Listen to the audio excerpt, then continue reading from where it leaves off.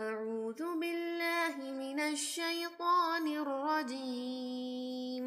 بسم الله الرحمن الرحيم. فلا أقسم بمواقع النجوم وإنه لقسم لو تعلمون عظيم.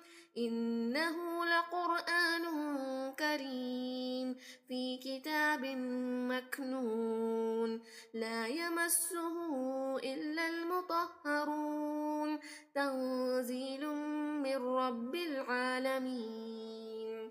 أفبهذا الحديث أنتم مدهنون وتجعلون رزقكم أنكم تكذبون.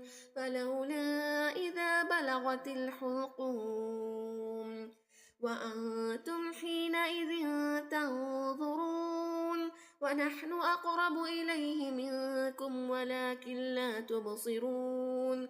فلولا إن كنتم غير مدينين ترجعونها إن كنتم صادقين. فأما إن كان من المقربين فروح وريحان وجنة نعيم. وأما إن كان من أصحاب اليمين فسلام لك من أصحاب اليمين. وأما إن كان من المكذبين الضالين فنزل من حميم وتصلية جحيم. إن هذا لهو حق اليقين. فسبح باسم ربك العظيم.